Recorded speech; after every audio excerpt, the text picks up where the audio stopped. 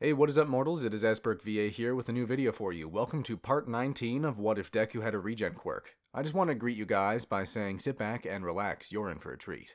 And so, we begin. It was the next morning, and Midoriya sat across the table from Recovery Girl and Aizawa with Eri to his side. Unfortunately, we used up all of our regenerative blood stores on All Might and other tests under the notion of retrieving more from you. Thank you for taking the time to donate more this morning.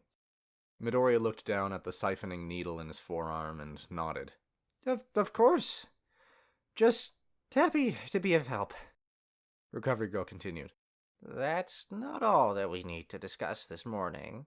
As you know, the Shie Hasaikai has altered and distributed your blood in the form of quirk amplifiers and erasers, alongside Ares here.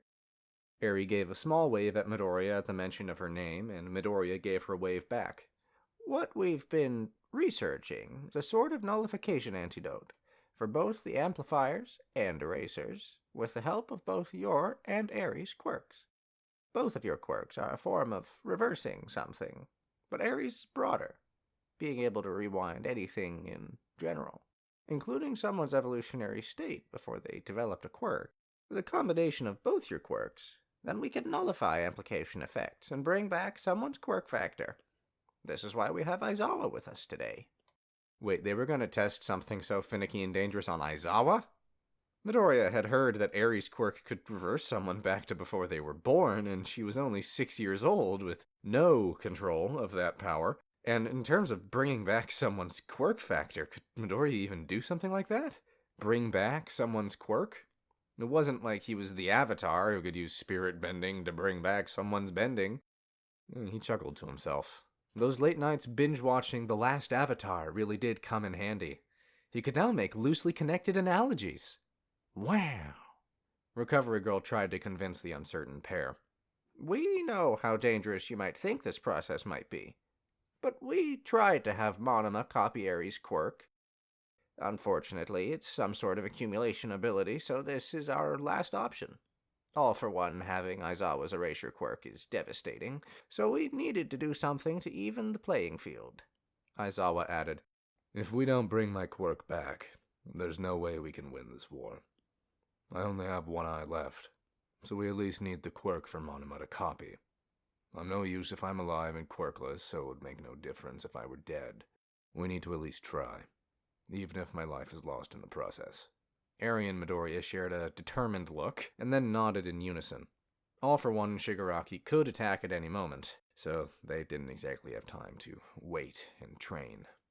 Wonderful. Then let's get started. Aizawa sat in a chair as Recovery Girl hovered with a regenerative blood-filled syringe right next to his neck. Eri's hands hovered hesitantly over Aizawa's palms, and Midoriya was nervously standing behind her. All right. The moment I say now, I want Eri to use her quirk on Aizawa. Focus on reversing his body back to about 8 months ago. Hopefully we can kill 2 birds with 1 stone and heal his burns too. Midoriya, you're the failsafe. If you feel like anything is going wrong, you have to fix it. Okay, got it, Midoriya said confidently. Okay, Eri said uncertainly.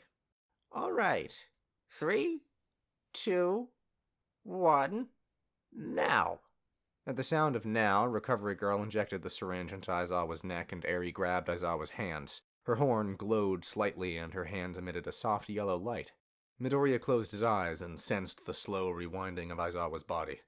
At the same time, Eri was holding back. All of her life, she was told that her power was a disease, something that only caused pain and suffering. Aizawa squeezed her hands softly. Hey, I trust you to help me bring my quirk back. Don't think about reversing my scars or anything. Just keep your mind focused on my quirk, and don't hold back. You got this. Eri looked at Aizawa wide-eyed and hardened her resolve. She shut her eyes to increase focus and increased her power usage. Her horn glowed brighter, and Aizawa started to feel his body tingle. However, Midoriya started to feel like something was off. He could feel the unique imprint of Aizawa's quirk factor forming in his eyes, but something wasn't right. Things were starting to change in his body. Midoriya's cells instinctively traveled to Aizawa's optic nerves and started surrounding the area. It was confusing behavior, but then Midoriya could sense what they were doing. Parts of the nerves were slowly disappearing like they were never there to begin with. First, it was slow, then it started picking up pace, then it started spreading. The regenerative cells worked fast, but the phenomenon was faster. Midoriya called out, "Recovery girl, something's going wrong. Inject more blood." Despite the new syringe worth of regenerative cells working to rebuild the disappearing tissue, the damage was getting worse. The regenerative cells weren't working fast enough to replace what was disappearing. Midoriya opened his eyes and was blinded by a bright yellow light. She was killing him. "Stop!" Midoriya yelled out, but Recovery Girl prevented the boy from swatting Aries' hands away from the teacher. "No, don't touch her, or else you might get rewinded too." Aerie was so focused on her quirk that all of her other senses were functionally shut off. All that existed was her and Aizawa. The pleads of Recovery Girl and Midoriya fell on deaf ears. Aizawa's singular eye was forced closed as a strained expression spread across his bandaged face. His hands were holding onto Aries with a vice grip as he endured the pain. Recovery Girl administered several more shots and Midoriya desperately tried his best to heal, the cells working tirelessly, but they were significantly outpaced by the power of Aries' rewinding ability. There was no doubt that the only thing keeping Aizawa alive right now was Midoriya. He was losing hope fast, and the teacher was looking like he was at death's doorstep. His bandaged face was sunken in, and his body looked malnourished and bony. The teacher held on to Aerie, as his life depended on it. Aerie began crying. "I can't.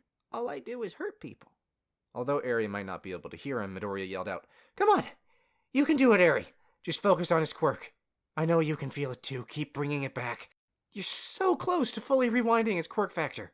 Please, Aerie, keep trying, and don't give up." Aerie sniffled and increased her power output up a notch. Midoriya shielded his eyes again from the bright yellow flash. The glow then started dying down, and Aerie let go of Aizawa's hands as she began to wobble unsteadily. The horn on her head was now barely visible, compared to how large it was previously. She practically fell backward onto her seat as she panted heavily. Midoriya checked on Aizawa and saw how his skin was still scarred and his eye was still missing, but he was alive. He wasn't just alive, however. Aizawa stood up and looked at himself in the mirror. His singular eye glowed red for a moment and his short hair began to rise. He smiled as his hair fell back down, and his eye stopped glowing. "I got my quirk back." A couple of hours of tests later, Midoriya was finally released from Recovery Girl's office. He was exhausted and lightheaded after getting several gallons of blood taken from him. Even though he wasn't a biology expert, he was pretty sure normal human bodies don't contain that much blood naturally. He was excited to get back to the dorms, though, as he had yet to properly reunite with his classmates after his months of absence. Sure, he'd gotten to see all of them after being saved at Overhaul's hideout, but many of them quickly dispersed to find more people to save. The path to the dorms was a bit far away from the school building, so he decided to take a shortcut through a small forest between the two areas. Anticipation filled his heart as he couldn't hide his giddy smile. He was excited to properly see his friends again and have some time to catch up. He was happy to have made such good friends over the couple of months he'd been at UA. He was grateful to have maintained a friendship with Bakugo for so many years, despite the bumps in the road that occurred. He wasn't completely over how they stopped being friends for a bit after the one-for-all situation, but now he knew he shouldn't internalize these emotions. After realizing how close he was to losing everything, he now saw things from a new perspective. He should be more open and honest with Bakugo. They were best friends, after all. They looked out for one another. They told each other everything. If that was the case, why was Midoriya crying? Why did his heart hurt so badly that he had to use every fiber of his being to resist sobbing out loud? His back leaned against a tree as his ears strained to eavesdrop on the distant conversation of Bakugo on the phone. There was no way this was happening. He must still be woozy from the blood loss, because there was absolutely no reality in which what he was hearing was the truth. Izuku Midoriya returned last night, just as planned. A moment of silence passed as whoever was on the other side of the phone replied. Yes, I have enough in storage to keep up the charade up until you execute your plan. No one seems to suspect a thing, but that invisible girl has been especially nosy as of late. I suspect that she might have a gut feeling that something is off, but I can always blow her invisible little head off. Midoriya's body was stiff as a board. He kept on praying that this was some sort of dream, but he wouldn't wake up. The scenario just kept on playing out before him. Wow, a compliment from the Shigaraki himself. I'm honored. Acting in front of these fools is a piece of cake. I'm not even nice to them and they keep wanting to be my friend. Absolute idiots. Bakugo's laugh was like knives stabbing Midoriya's heart. He didn't dare move as he could sense the conversation coming to an end. Alright, gotcha. Wait, is that twice? Tell him I said hi. Okay, fine. Yes, I know. Okay, bye. Bakugo ended the call on his phone and harshly whispered, "Asshole," and began walking in the direction of the dorms. Several minutes had passed when Midoriya finally let go of the breath he was holding and collapsed onto the dirt floor. This is a dream. This has to be a dream. It took several more minutes for Midoriya to find his composure and stand back up. His mind was racing, trying to think of explanations for what just happened. Bakugo had just addressed Shigaraki and twice from the Paranormal Liberation Front by name. How long has he been a double agent? How did Midoriya never notice? Midoriya tried to convince himself otherwise. Maybe it, wasn't Kachan. It could just be someone who looks like him, sounds like him, talks like him.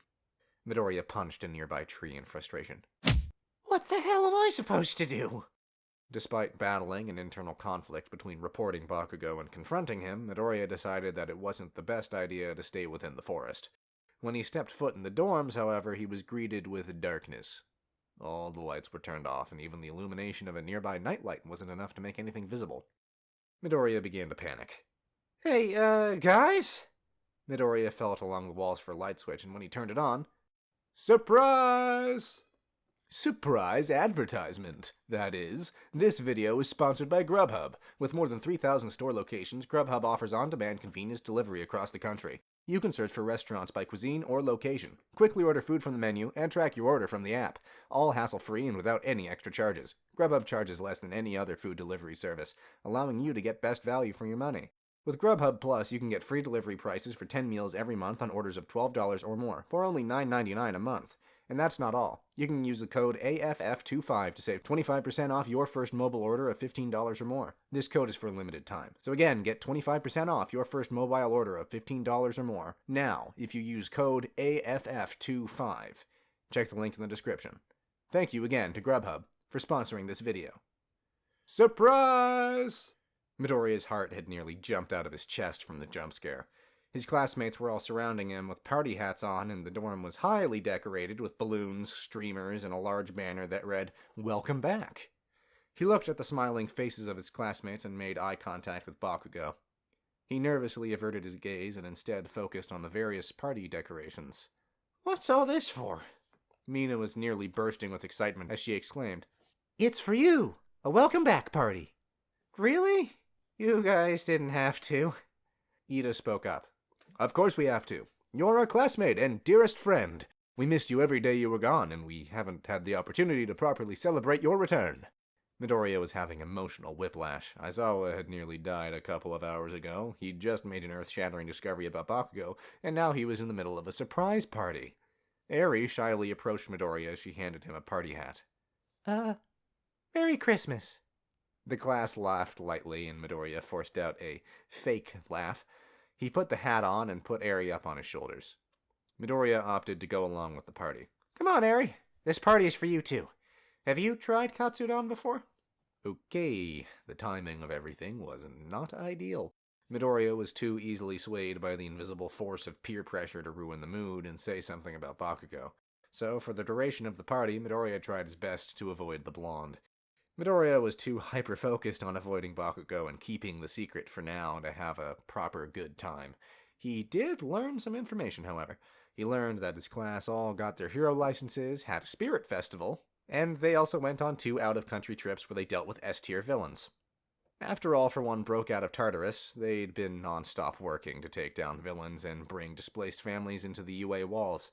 Midoriya still felt a twinge of guilt for not being there to help, but he shouldn't really be feeling bad at his own party. After a couple of hours of socializing, Midoriya stepped away to use the bathroom. He was washing his hands when someone else walked in. Bakugo. He made sure to lock the door behind him as he approached Midoriya. You get back from being missing for 8 months and you don't even bother to say hi to your best friend? Midoriya nervously backed up into a wall. Oh, hey, Kachan. I was just busy talking with everyone else, so I haven't gotten a chance to. Bakugo was visibly skeptical. Really? You're not exactly subtle when you turn completely around whenever you see me. Midoriya stammered. I don't know what you're talking about. It must have been a coincidence. Bakugo's face scrunched up in confusion. No, I know something is up because you're a terrible liar. Why are you avoiding me? Midoriya let way too much time pass. He searched his brain for any escape routes or believable lies to get out of the situation, but he was full-on panicking. Bakugo slammed his palm against the counter. Answer my question, Midoriya yelled back. I don't know. Yes, the hell you do. Something's wrong with you. You've changed. Eh? I've changed? Did getting marbled give you brain damage or something? What did you just say? Did that coma leave you deaf or dumb? Whatever the villains did to you must have messed with your head. No, there's no way you're supposed to know that. One of the villains had a marbling quirk, but how did you know he used it on me? Suddenly, Bakugo was on the defensive. How else would they have kidnapped you? The villain used that same quirk on me and Tokoyami. Midoriya pressed on. If that's the case, then all you'd know was that he could compress things into a small ball. You could have called it a ball, a sphere, or even an orb. But you chose the word marble. Not only that, but you referred to it as getting marbled. When Muscular kidnapped me, he referred to it as the same thing. Small beads of sweat started forming on Bakugo's forehead as he began backing up towards the exit. So what if I knew it was a marble? It looked like a marble, so I called it a marble. What argument are you even trying to make getting hung up on my word choices? Are you trying to insinuate something? Did you know they were going to kidnap me? Huh? Did you help the villains plan the whole thing? Have them kidnap you too to take the suspicion of being a traitor off of your shoulders? Where is this even coming from? Why would I ever do that? I heard you talking to them in the forest. I was trying to convince myself that maybe they have blackmailed you like they tried to do with me, but you know too many details of when I was taken. Midoriya stepped toward the cornered Bakugo with conviction. You've been working with them this whole time, haven't you? The USJ, Shigaraki at the mall, the training camp. It was all you. Bakugo was obviously stressed and cornered, as he was sweating bullets. Actually, he was sweating a lot. Midoriya squinted his eyes as he looked at Bakugo's pores. It looked like small chunks of flesh, gray matter, were dripping down his face. The blonde quickly wiped at his forehead with the back of his hand. With the other, he fumbled with the lock of the bathroom, but Midoriya grabbed his wrist. The skin was secreting a weird liquid and revealed a paler skin tone underneath. Bakugo jerked his wrist out of Midoriya's grasp. Midoriya closed in on the blonde and saw a flash of yellow emit from his red eyes. Midoriya gasped. You're not Kachan. Midoriya's back hit the ground as the blonde kicked him in the gut. His hand shut to his ear as he called out, Code Red! Code Red! Ultimatum nose! Calling backup. Don't worry, Toga. This was all within my calculations. Dun, dun, dun. Thank you all for indulging yourselves in all this information thus far. I hope you enjoyed it. Now, there are a few more things that I'd like to go over before the video ends. Firstly, I'd like to thank our patrons, BD Flames, Ethan Davis, Terry Chill, Shifter Meals, Adam Zagel, Zill, XAV Beat 03, and Joshua Phelps. Secondly, I'd also like to thank all of our YouTube members, Toei Acosta, Rob the King, Sith Lord 906, CF2364, and Knuckles, Remuo Tempest, Angel Juarez, Donald C. Stewart, Bryant Greer, and Demonized Fox. Thirdly, if you're in the mood for some great storytelling, We the Celestials has you covered. Our We the Celestials, My Hero Academia, and Naruto What If channels retell the story of their namesake anime, with a twist. Check it out if you're interested. Fourthly, on behalf of We the Celestials, I'd like to thank everyone who was involved in the production of today's awesome content. Their details can be found in the description below. And lastly, if you're interested in what we do here at We the Celestials, I'd like to extend an invitation to join the team. The only caveat is that we only accept members from 16 years and up to join our crew. You can sign up for whichever category fulfills your interests by joining the recruitment Discord using the link in the description below. We're always looking for members to join us. Well, that's it from us for today's video. So thank you all for watching, and have a great day.